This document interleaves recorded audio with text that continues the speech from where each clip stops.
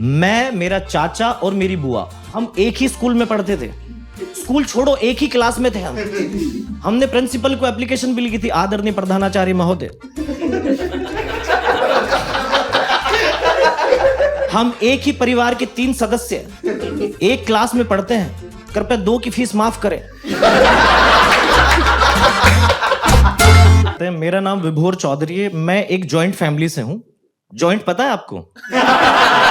वो नहीं यार, जॉइंट फैमिली मतलब जहां बहुत सारे लोग एक साथ रहते हैं। मेरी फैमिली में 40 लोग थे, जबकि मैं हिंदू हूं। हाँ, सरकार मेरे घर को चिड़ियाघर घोषित करने वाली थी, फिर उन्हें किसी ने बताया कि 2 पैर वाले जानवर जहरीले नहीं होते। मैं कभी नए दोस्त नहीं बना पाया क्योंकि घर वालों से इंट्रोडक्शन खत्म नहीं हो रहा था। रोज एक अनजान चेहरा मैं अपने ही घर में देखता था। सुबह उठता था, एक अनजान चेहरा मुझे सामने दिखाई देता था। मुझे मेरे मम्मी पापा की शक्लें धुंधली याद है,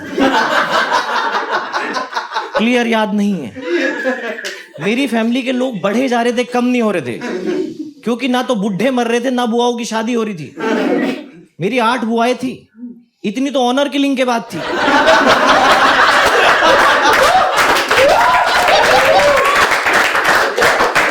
मैं अपने ही घरों में अनजान मर्दों के साथ सोया हूं भाई। 5 से लेके 50 साल तक की हर उम्र के मर्द के साथ सोया हूं, और साले कपड़े भी नहीं पहनते थे।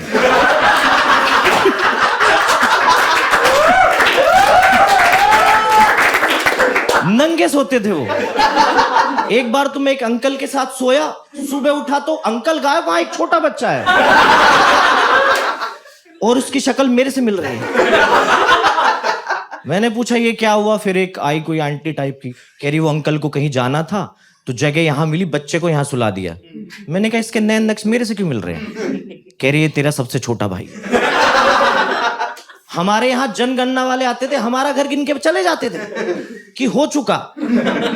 गांव में किसी का भी झगड़ा होता था, पुलिस हमारे घर जरूर आती थी कि इनके जरूर कोई ना कोई शामिल होगा, और उनका शक सही भी निकलता था। हम होते थे शामिल। एक बार तो मेरे ताऊ का और मेरे चाचा का झगड़ा हो गया, दोनों आपस में आमने सामने मिले, तब पता चला साले एक ही घर के हैं। आपको पता है मेरे घर में एक ही टॉयलेट था, तो लोग लाइन लगा के जाते थे।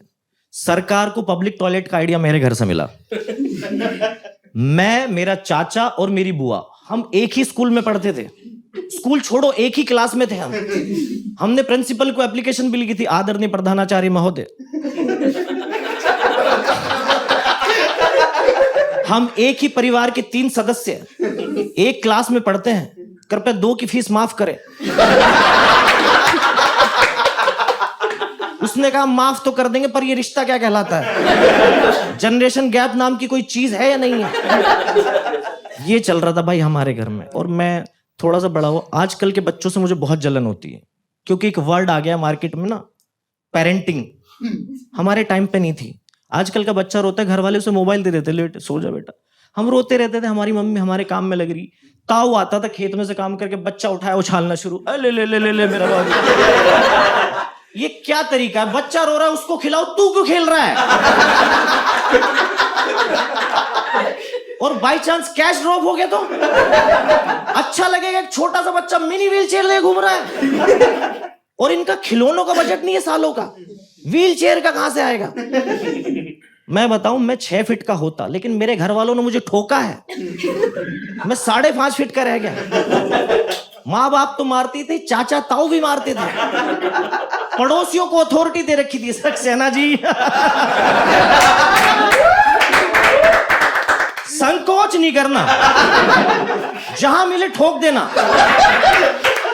पूरे गांव में मेरे सूट एंड साइट के ऑर्डर लिख रहे होते, मारो साले को।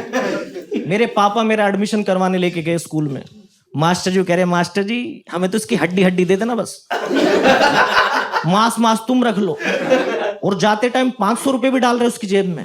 मैंने कहा ये मेरा एडमिशन करवाना है, सुपारी देने आए हैं।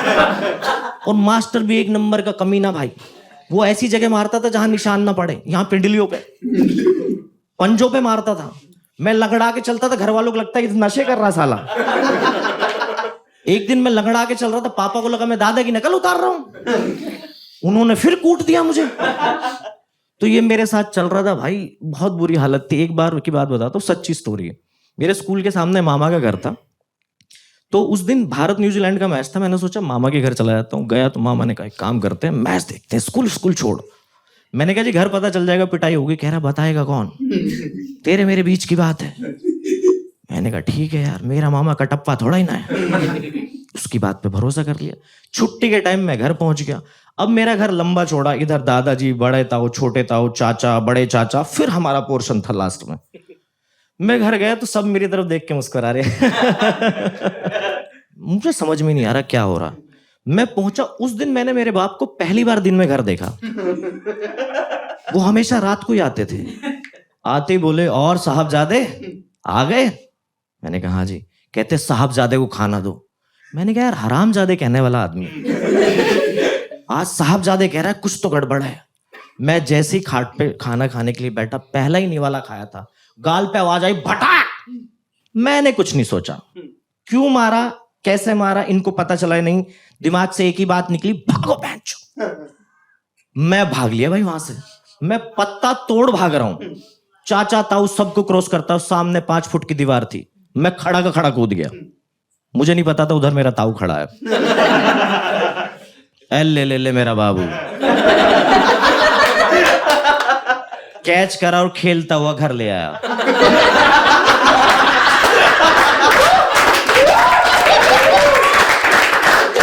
फिर मुझे घर के बीच में रखा। उसके बाद मेरी बलि दी गई।